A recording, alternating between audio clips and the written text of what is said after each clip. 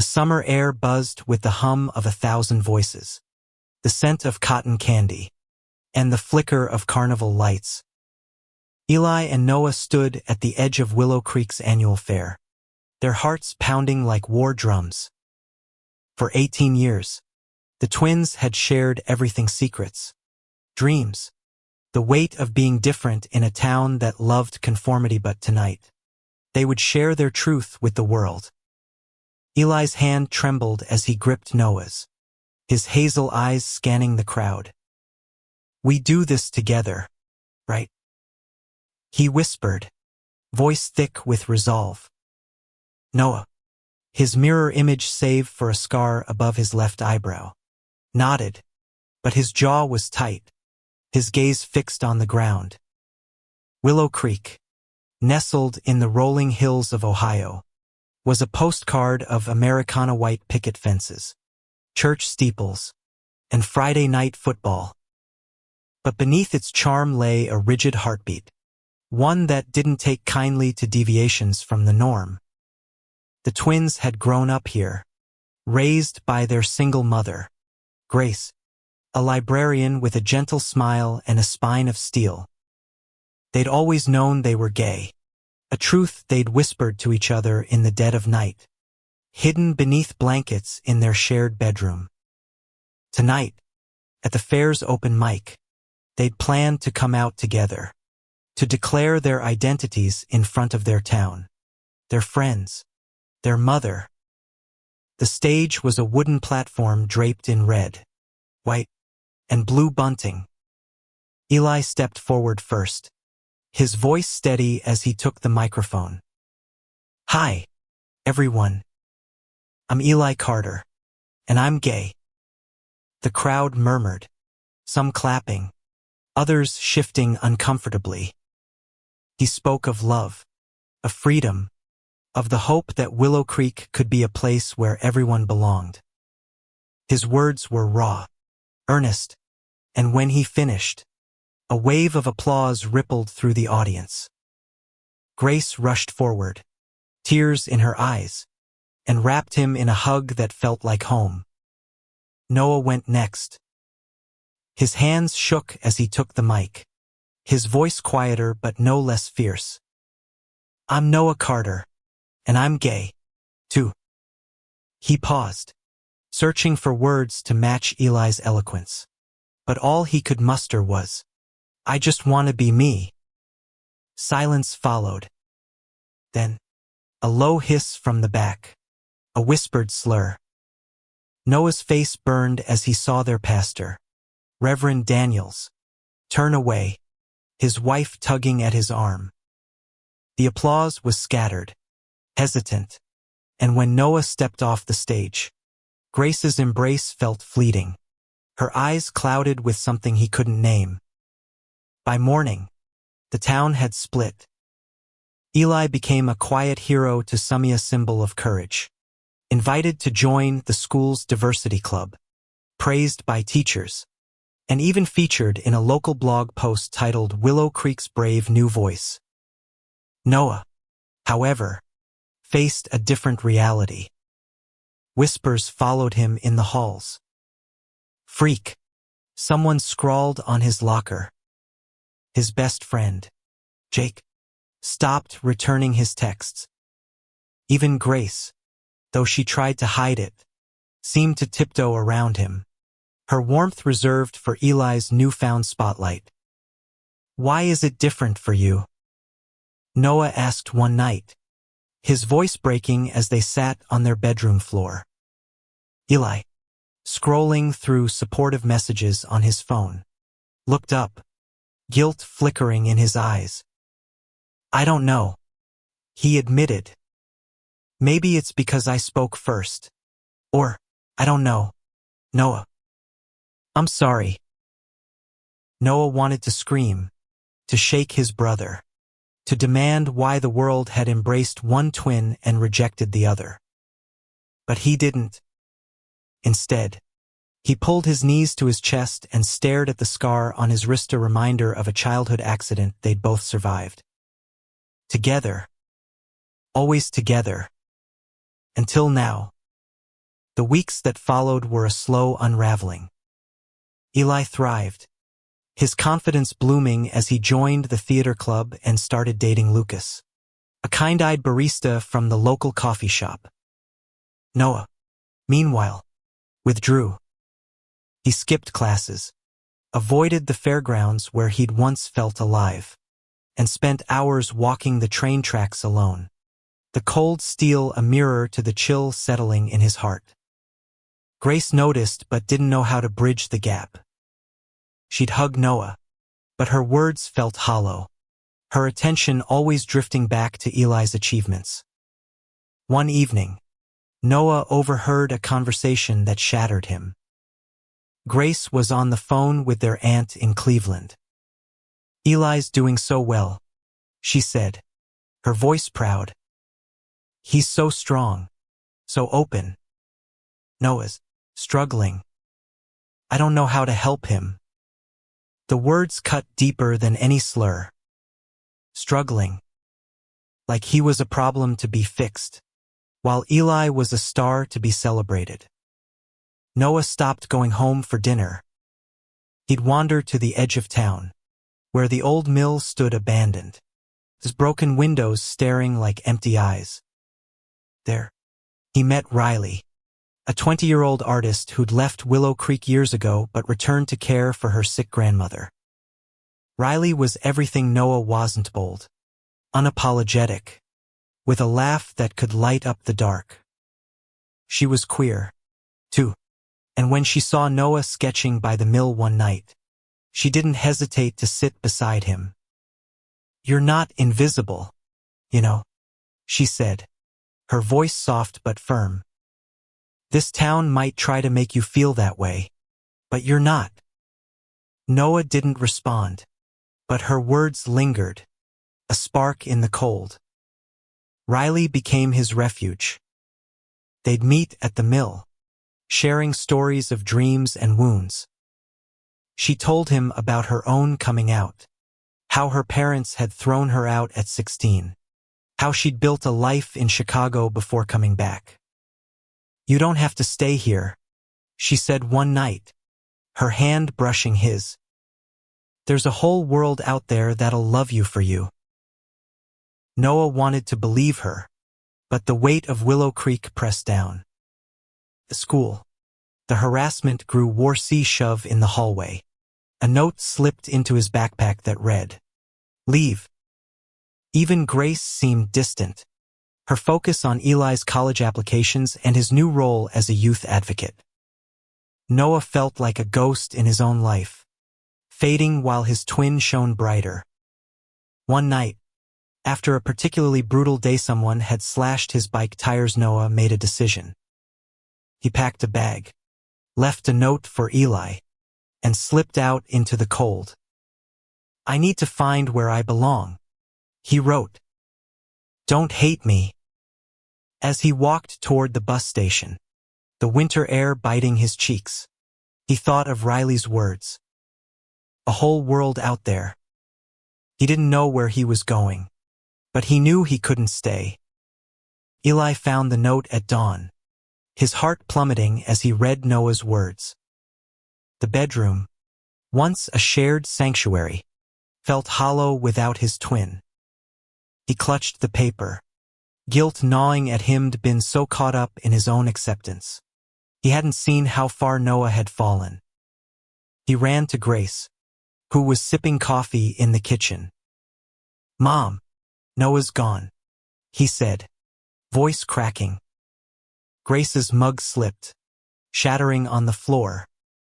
She read the note, her face paling, and for the first time, Eli saw the depth of her fun just for Noah, but for the fracture in their family she hadn't known how to mend.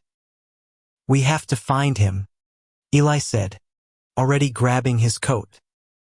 Grace nodded, but her eyes were distant, as if she were replaying every moment she'd failed Noah. They called the police, who took the report but offered little hope. "Kids run away sometimes," the officer said. "He'll probably come back." Eli wanted to scream that Noah wasn't just some kid, was his other half. The one who'd always been there, even when the world wasn't. Eli searched everywhere: the fairgrounds, the train tracks, the mill. At the mill, he found Riley, who was sketching under a flickering streetlight. "Noah's gone," Eli said, breathless. Riley's face fell, and she told him about their talks. How Noah had felt invisible. How he'd dreamed of a place where he could breathe. "I told him to leave," she admitted, guilt lacing her voice. "I didn't mean like this." Eli didn't blame her. He blamed himself. He'd basked in the town's praise while Noah drowned in its scorn. He thought of the night they'd come out. How he'd felt the crowd's warmth. How he hadn't noticed Noah's silence afterward. He'd assumed they'd face this together, like always. But they hadn't. Meanwhile, Noah was on a Greyhound bus headed west. His savings barely enough for a ticket to Chicago. The city loomed in his mind like a promisea place where he could be himself. Where no one knew him as Eli's twin. The other Carter. He clutched a sketchbook Riley had given him. His pages filled with drawings of Willow Creek. Of Eli. Of a life he was leaving behind. The bus rumbled through the night. Each mile a step away from pain. But also from everything he'd ever known. In Chicago, Noah found a youth shelter. A cramped building with peeling paint but warm beds and kind voices. The staff, used to runaways, gave him a bunk and a hot meal. He met others like him, teens who'd been cast out for who they were. There was Mia, a trans girl with a sharp wit, and Jamal, a gay teen who'd fled a violent home. They welcomed Noah, sharing stories that made him feel less alone. For the first time, he spoke openly about being gay, about the town that had rejected him, about the twin who'd been embraced. Back in Willow Creek, Eli and Grace's search grew frantic. Eli posted flyers, begged friends for leads, and even confronted Reverend Daniels, who'd been cold to Noah that night at the fair. "You made him feel like he didn't belong," Eli accused. The pastor's face softened, but his words were hollow. "I pray for him," he said, and Eli walked away, disgust burning in his chest. Grace, meanwhile, grappled with her own guilt. She'd always prided herself on being a supportive mother, but she saw now how she'd let Noah slip through the cracks. She'd been dazzled by Eli's strength, assuming Noah would find his own way. She started attending a local PFLAG meeting, hoping to understand how to be better, not just for Noah, but for herself. Eli's relationship with Lucas grew strained. Lucas wanted to help, but Eli was consumed by the search, snapping at small things, his heart heavy with what-ifs. One night, Lucas found him crying in the park. "You can't save him by losing yourself," Lucas said, pulling him close. Eli nodded, but the words felt empty. He couldn't rest until Noah was home. In Chicago, Noah started to rebuild. He got a job at a diner, washing dishes to save for an apartment. Mia and Jamal became his anchors, teaching him the city's rhythm, its queer nightlife, its hidden corners where people like them thrived. He started sketching again, filling pages with vibrant scenes of Chicago streets, of faces that didn't judge him. But at night, he'd dream of Eli, of Grace, of the mill where Riley had seen him. The pull of home was a quiet ache, but the fear of returning was stronger. One day, Noah saw a flyer at the shelter, a queer youth art show. Mia convinced him to submit his sketches. "You've got something to say," she said. Noah hesitated, But the thought of his art being seen, of his voice matching, pushed him to try. He submitted a piece titled Twin Shadows, a drawing of two figures standing back to back, one bathed in light, the other in darkness. It was his story, his pain, his love for Eli, poured onto the page. The art show was a turning point. Noah stood in a crowded gallery, watching strangers admire his work. A curator approached him, offering to connect him with a local art school. For the first time, Noah felt a spark of hope, not just for survival, but for a life he could build. But as he smiled, pang hit him. Eli should be here. They'd always dreamed of creating together, of making something bigger than themselves. Back in Willow Creek, Eli found a lead. A friend of Riley's had seen Noah's name on a Chicago youth shelter's website, listed as a participant in the art show. Eli showed Grace, and they booked bus tickets that night. "We're bringing him home," Grace said, her voice fierce with determination. Eli nodded, but he wondered if Noah even wanted to come back. The Chicago art show buzzed with energy, a kaleidoscope of voices and colors under the gallery's soft lights. Noah stood by his piece, Twin Shadows, his heart racing as strangers paused to study it. The drawing captured him and Eli, two silhouettes, one glowing, one fading against a fractured skyline of Willow Creek and Chicago. He hadn't expected it to resonate so deeply, but the curator's praise and the crowd's murmurs made him feel seen, truly seen, for the first time. Mia nudged him, her grin wide. "Told you, Noah. You're a star." Jamal, leaning against a wall, gave him a thumbs up. Noah smiled, but his thoughts drifted to Eli. Would his twin be proud? Or would he feel the sting of Noah's absence in the drawing's dark half? Miles away, Eli and Grace sat on a Greyhound, the hum of the engine a steady pulse beneath their anxiety. Eli clutched Noah's note, now creased and worn, rereading the words, "I need to find where I belong." Grace reached for his hand. "We'll find him," she said, her voice steady but her eyes haunted. She'd spent the past weeks learning at PFLAG meetings, confronting her own failures. She'd realized that loving her sons equally didn't mean treating them the same. Noah needed her to see his pain, not just Eli's triumph. In Chicago, Noah's night took a turn when a man approached him at the gallery. He introduced himself as Marcus, a professor at a local art school. "Your work has raw emotion," Marcus said, handing Noah his card. "We have scholarships. You should apply." Noah's breath caught. A scholarship meant stability, a future, a chance to be more than a runaway. He thanked Marcus, tucking the card into his pocket like a lifeline. As the gallery event wound down, Noah stepped outside for air, the city's pulse thrumming around him. Chicago was alive, neon signs, honking cabs, laughter spilling from bars. He loved it, but it wasn't home. Not yet. He pulled out his sketchbook, flipping to a drawing of Eli laughing at the Willow Creek Fair, his face bright with hope. Noah's chest tightened. He missed his twin, missed the way they'd finish each other's sentences, the way Eli's courage had always steadied him. Back on the bus, Eli's phone buzzed with a message from Lucas. "You've got this. Bring him home."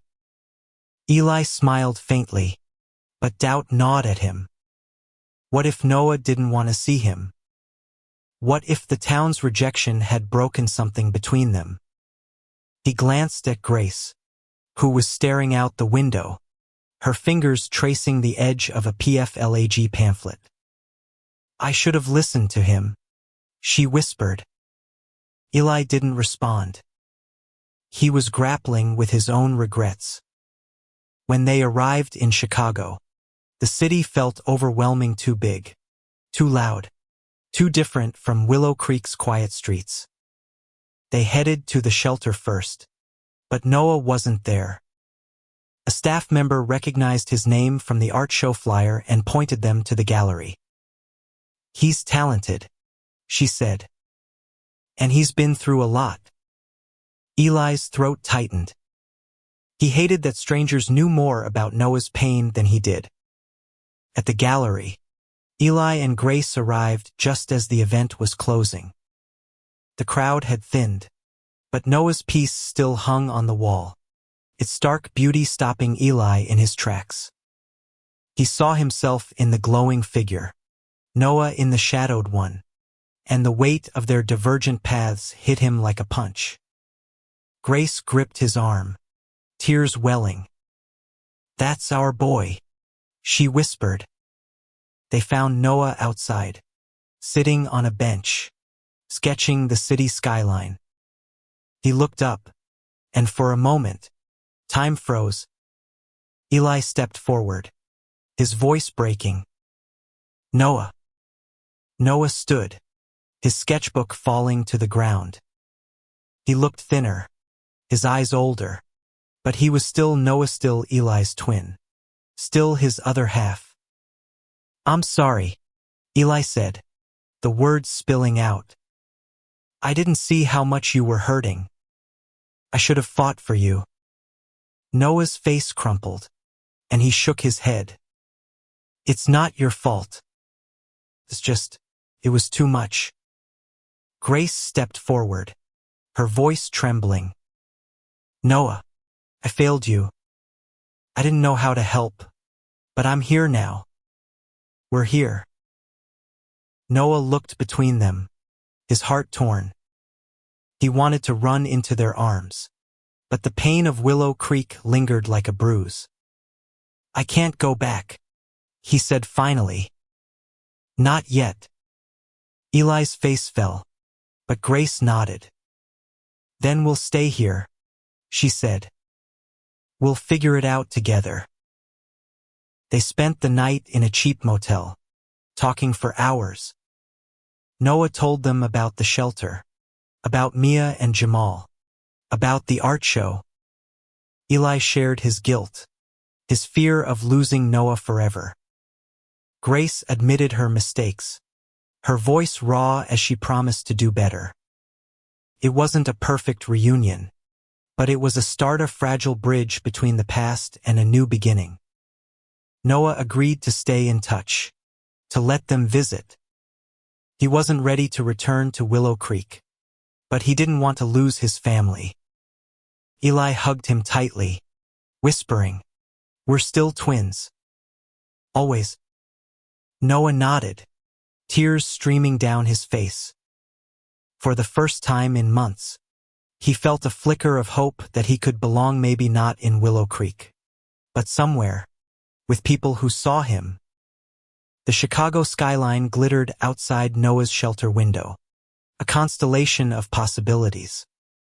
He'd started classes at the art school, thanks to Marcus's recommendation and a partial scholarship. His days were filled with charcoal and canvas, his nights with Mia and Jamal, who'd become his chosen family. But Eli and Grace's visit lingered in his mind, a tether to Willow Creek he couldn't quite cut. Back in Ohio, Eli threw himself into advocacy, determined to make Willow Creek a place Noah could return to. He organized a town hall with the Diversity Club, inviting queer alumni to share their stories. Lucas helped, his quiet strength grounding Eli through sleepless nights. But the town's response was mixed. Some residents listened, others walked out. Reverend Daniels attended but stayed silent, his presence a reminder of the night that had driven Noah away. Grace, meanwhile, became a regular at PFLAG, her voice growing steadier as she spoke about Noah. She started a support group for parents, hoping to prevent other kids from feeling cast out. She wrote Noah letters, long and heartfelt, apologizing for her silence, sharing her pride in his art. Noah read them in his bunk, each word a step toward forgiveness, though he wasn't ready to reply. In Chicago, Noah's art flourished.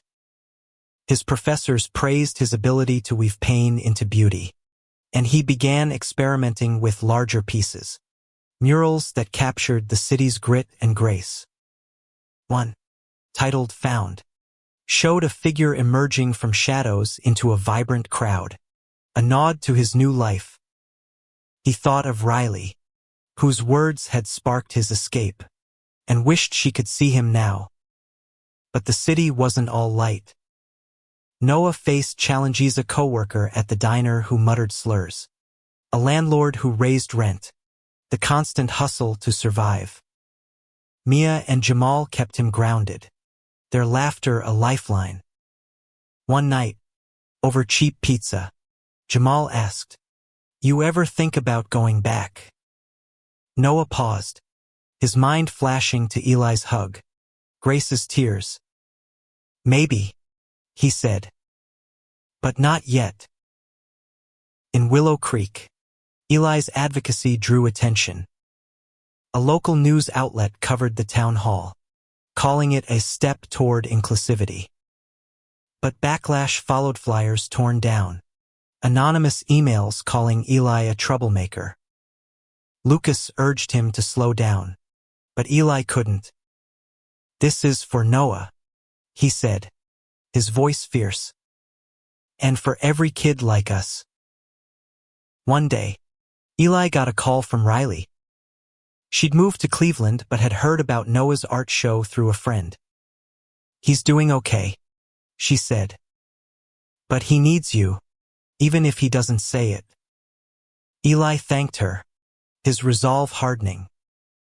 He and Grace planned another trip to Chicago, this time with a purpose: not just to bring Noah home, but to show him they'd fight for him, wherever he was. In Chicago, Noah's art school hosted a spring showcase. He submitted Found, nervous but proud. The gallery was packed, and when Marcus introduced Noah's piece, the crowd applauded. Noah scanned the room, half expecting to see Eli's face. He didn't, but the absence didn't sting as much as it once had. He was building something here: real life, a voice.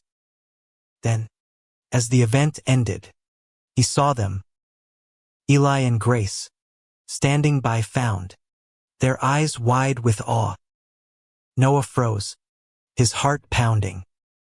Eli approached first, his smile tentative. "This is incredible, Noah." Grace hugged him, her embrace fierce. "I'm so proud of you," she whispered. Noah's throat tightened. He wanted to stay angry, to hold onto the pain, but their presence chipped away at it. They spent the weekend together, exploring Chicago. Eli told Noah about the town hall, about the slow changes in Willow Creek. Grace shared her work with PFLAG, her voice breaking as she apologized again. Noah listened, his heart softening. He showed them his favorite spots: the diner, the lakefront, the mural he'd painted on a community center wall. For the first time, he felt like they saw him not as Eli's twin, but as Noah. Before they left, Eli gave Noah a sketchbook. "For our next chapter," he said, his eyes bright with tears. Noah flipped through it, finding a drawing Eli had done: two figures, hand in hand, under a shared sky. "We're still together," Eli said. Noah nodded, his voice gone. He wasn't ready to go home, but he was ready to let them in. Summer returned to Willow Creek, the fairgrounds alive with lights and laughter. Noah hadn't come back for good, but he'd visited twice since the spring showcase. Each trip a step toward healing.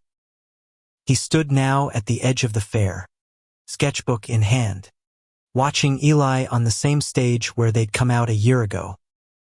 Eli was speaking again, this time about unity, his voice strong but humble.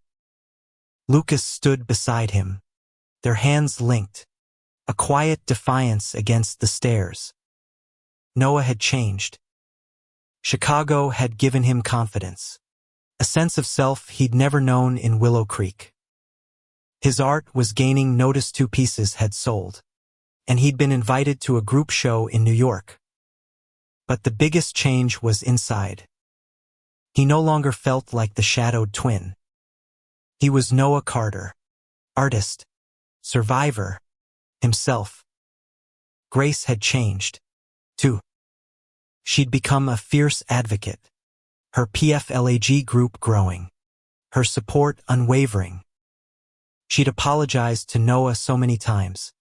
He'd finally told her to stop. "You're here now," he'd said, and meant it. They talked weekly, her letters replaced by calls filled with laughter and plans. The town was slower to shift, but there were signs of progress. The Diversity Club had doubled in size, and Reverend Daniels had started a dialogue with Grace, admitting his own need to learn. Not everyone embraced the change. Some still whispered. Some still judged, but the tide was turning, however slowly. Noah's visits to Willow Creek were bittersweet. He'd walk the train tracks, remembering the nights he'd felt invisible. But now he saw them as a path to his strength. He'd reconnected with Riley, who'd moved back to town, and they'd collaborated on a mural for the library, a vibrant scene of hands reaching out, symbolizing acceptance. Tonight, Noah joined Eli on the stage. The crowd hushed as the twins stood together, their resemblance striking but their differences clear. Realize warmth. Noah's quiet intensity. "We came out here a year ago," Eli began, "and it broke us apart. But we're here now, together, because love is stronger than fear." Noah took the mic, his voice steady. "I left because I thought I had to. But I learned you can find home anywhere, as long as you're true to yourself." He looked at Eli, at Grace in the front row, at Riley and Lucas, and felt a warmth he hadn't known was possible. The crowd applauded, louder than last time, and for the first time, Noah felt like Willow Creek might have a place for him. After the fair, the twins sat by the mill, sharing a blanket under the stars. "I'm proud of you," Eli said, his voice soft. "You made it through the cold." Noah smiled, his scar catching the moonlight. "We both did," he said. "Together." Their paths had diverged. Eli thriving in Willow Creek, Noah building a life in Chicago, but they'd found their way back to each other. Not as mirror images, but as brothers, each whole in his own way. The town wasn't perfect, and neither were they, but they'd learned that love, like art, could transform pain into something beautiful. As they walked back to the fair, hand in hand, Noah sketched a final image in his mind: 2 twins, no longer divided, standing under a sky that held room for both their lights.